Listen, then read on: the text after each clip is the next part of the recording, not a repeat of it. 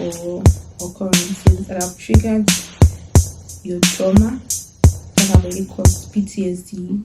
It's your sign to let you know that you have to grieve these things. You don't need to have the right words to say, because even they themselves, they have questions, and some of these questions are yet to be answered. Hi guys, welcome back to my YouTube channel. It's your favorite girl again, Yoko Fortune. And if you're a new subscriber, hi, welcome on board. In this family, I share helpful tips to help women grow in their faith and in their career. And if you're an old subscriber, my OG, thank you so much for supporting. Thank you for subscribing. Thank you for showing me all your love. I do not take it for granted. In this video, we'll be talking about processing grief, and basically it's just going to emphasize more on trauma triggers. So let's get started.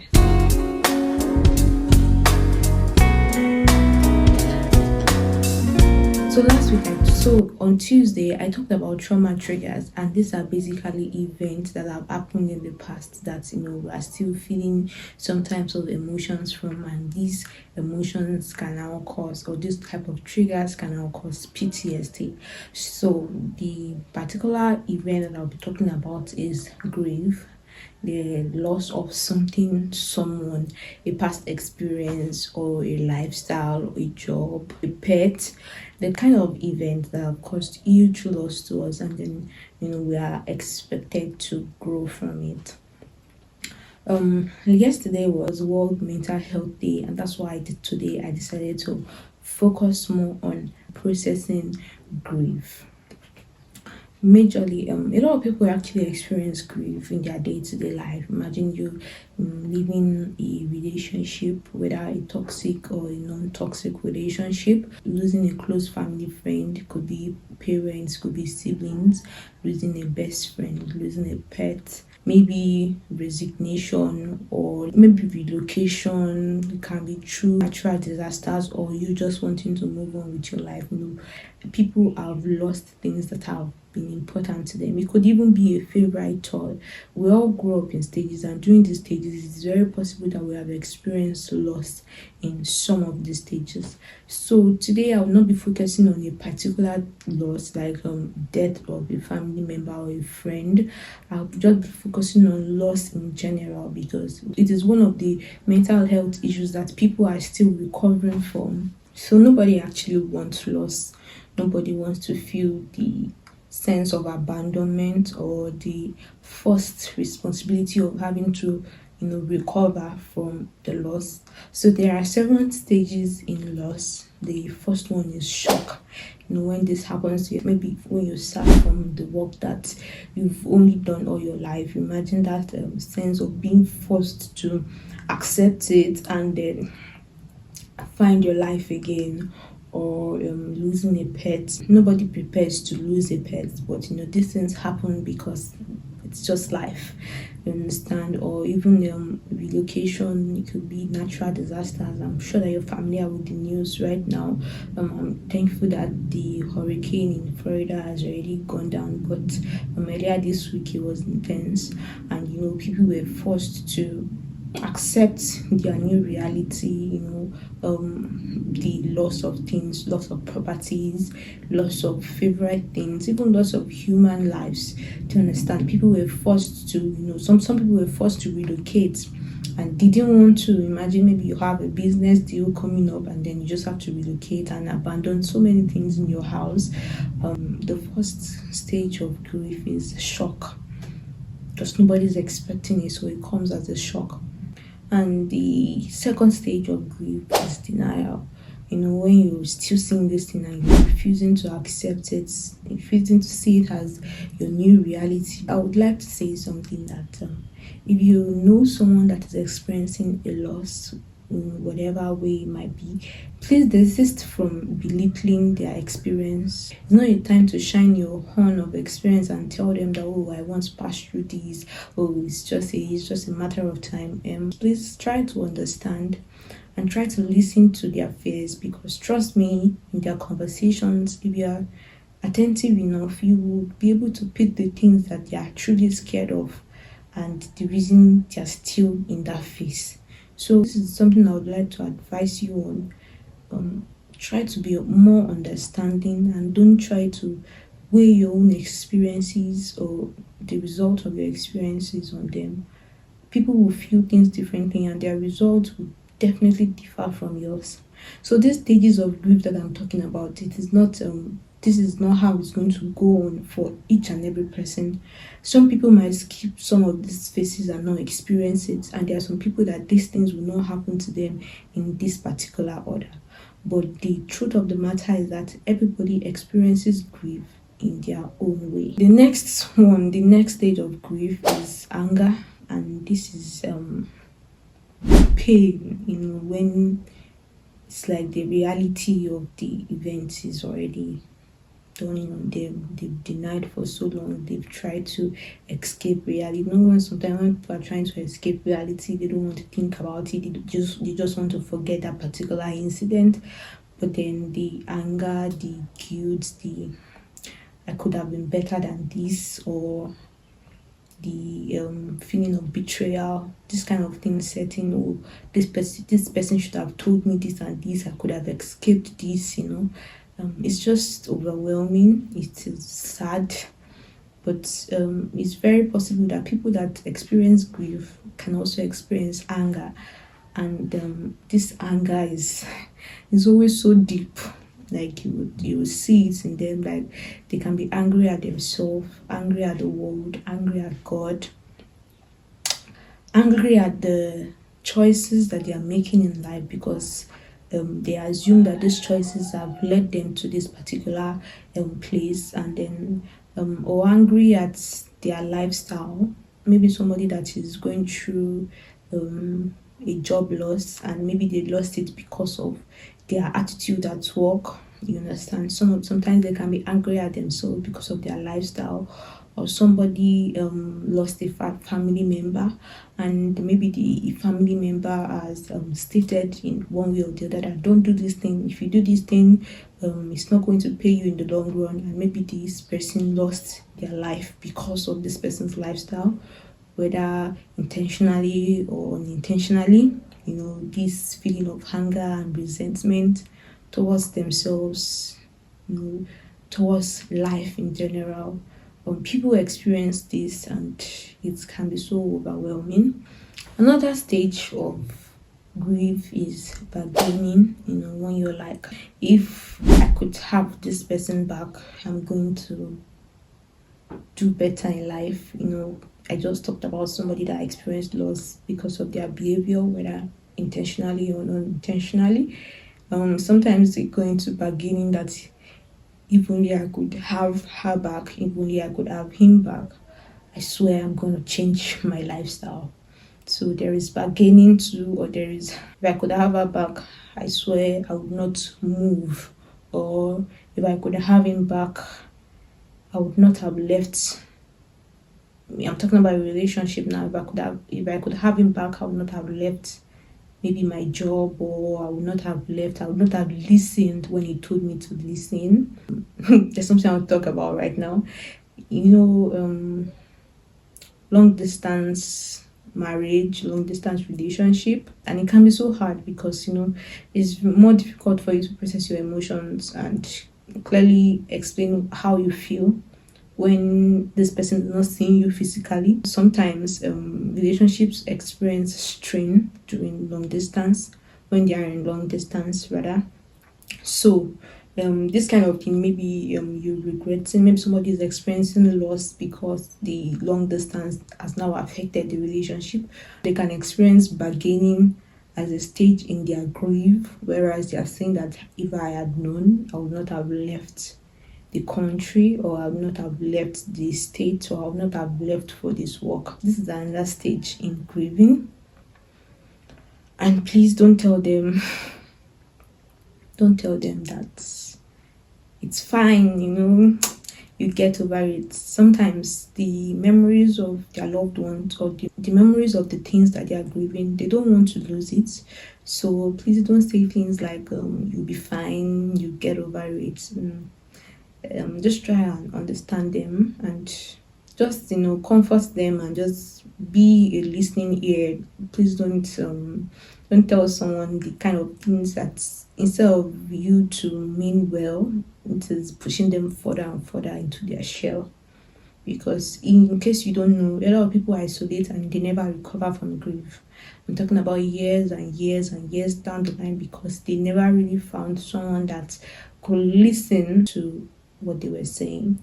You understand? They never really found somebody. So if you want to be that person to other people, the least you can do is just listen to their fears. You don't need to have the right words to say, because even they themselves, they have questions, and some of these questions are yet to be answered, and they know that these answers may not come from you. So it's fine if you don't have the right words, just listen. Another stage that people go through when they are grieving is depression. I feel like depression comes when there are so many questions that are unanswered. Questions about life, questions about God. When I said bargaining, sometimes it can be even bargaining with God. Asking God why did this thing happen? You are angry. After anger, you're already bargaining with God. Why did you allow this thing to happen? If I could have her back, I would give my life in her stead.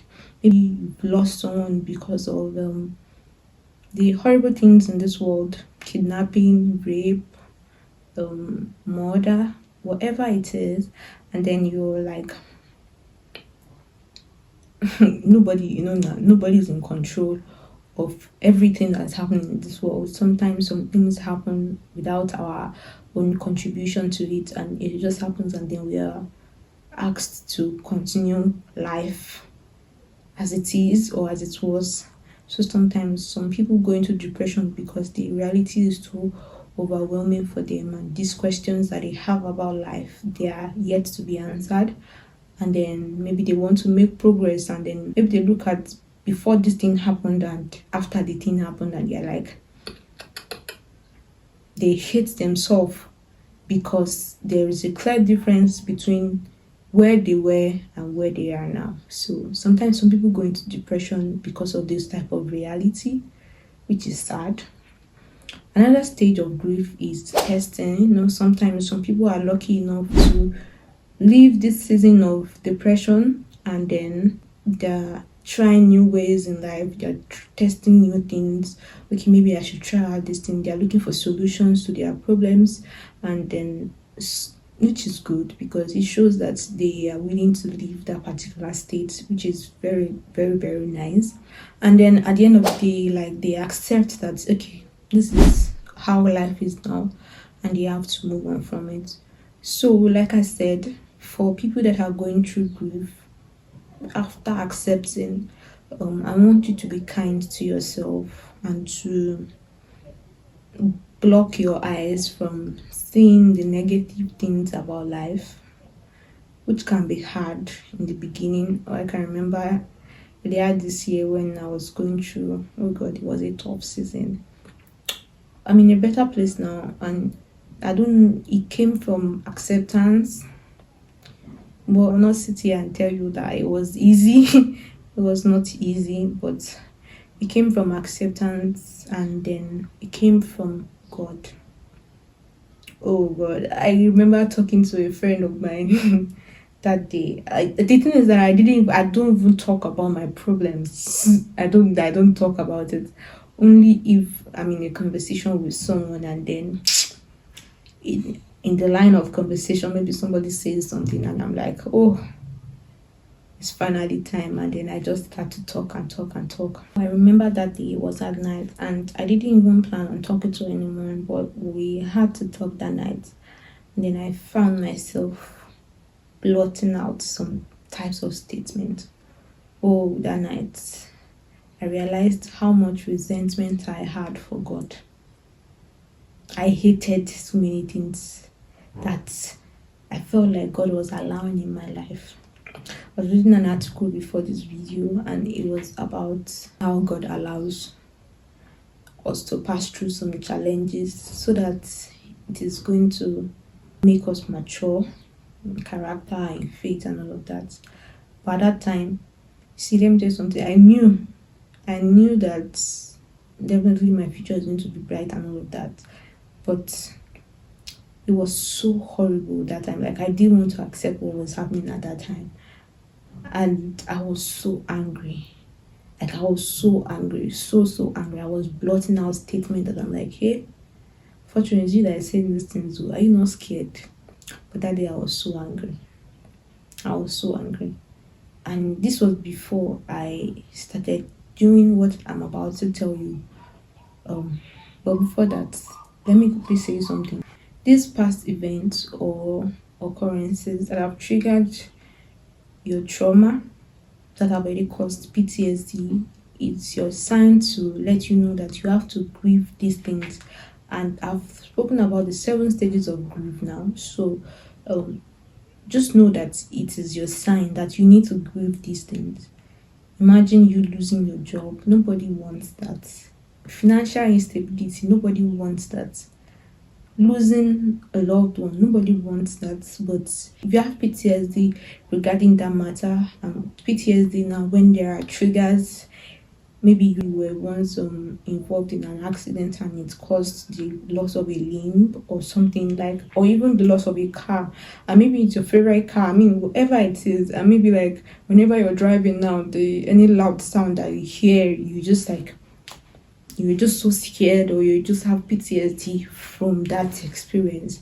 So it just means that you just need to grieve that thing. And I've spoken about the 7 stages of grief now: the shock, the denial, the anger, the bargaining, the depression, the testing, and the acceptance finally. So you just know that you need to be able to like pass through these stages. It might not be orderly, but like you need to pass through these stages so that you can heal completely, because you need to heal so that when people talk about these things, it will not give you this feeling of, but something like this is going to happen again. So you need to heal. I'm not saying it's going to be an easy process, but you need to heal. So give yourself enough time to grieve. And then the second thing I want you to know is that there are people that genuinely want to help you out of it. Now let's talk about the feeling of losing a loved one. And I can bet it with you that a lot of people are going to come to you and they're going to tell you all sweet things. Oh, you're going to get better. I'm here for you. Just call me whenever you need something. And sometimes these things can come from good intentions, but you and I know that people say things that they don't mean. But if you look at, is it the silver lining here? If you look at the bigger picture, there are some people that, there might not be many, do you understand? But like there's few people that, whether they are, you will call them today and you will tell them that you have a particular need, and they will move heaven and hell to make sure that you get that need. And some people, they are attentive enough that even when you are not even saying anything, they are showing up for you and they are responding to your needs. And then there are some people that they would always be there to give a listening ear whenever you need it. This is not to idolize these people, but just to make you know that you don't have to go through it alone.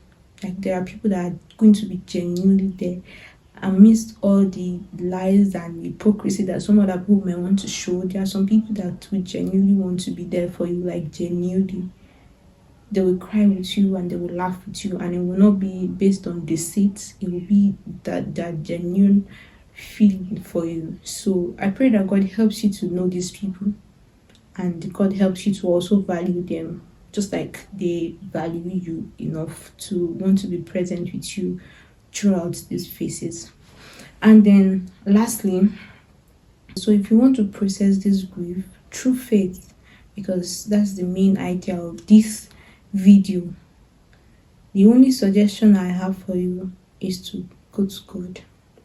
And I know that just like me, you've said a couple of things that you want to take back, but just forget about taking it back right now and pour your aggression on God.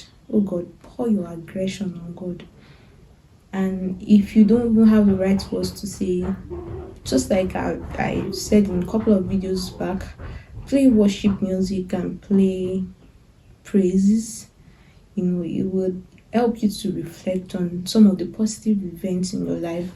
But basically, what I would just like to advise you on is that what worked for me was that I started to raise midnight prayers to God. So you can do your own 12 p.m. to 1 a.m., 11 p.m. to 1 a.m., or 11 a.m. to 12 p.m. every night, and raise prayer altars to God. I don't want to call it prayer altars, just raise your prayers to God every night. Monday, Tuesday, Wednesday, Thursday, Friday, Saturday, Sunday. 7 days a week. It's just 1 hour. If you can, 2 hours. You would see the way you will transition. It might be gradual, because definitely healing is gradual. It's when you look back that you realize that, damn, I was once like this. So just pray to God. Pray to God about your pain.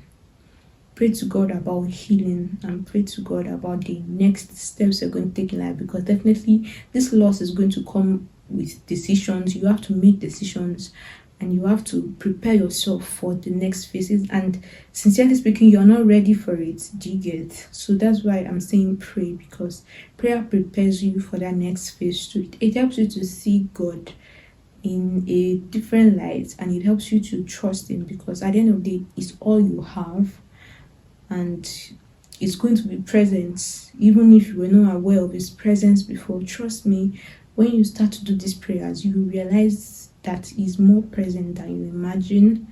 And if you read the word, so you try your best to read the word, it will also encourage you, because the word of God is also crucial in our journey in life. So it is filled with gems that would help us. These treasures, when we find them, they help us, and they help us to understand Him better, understand the world better, and understand our own journey also.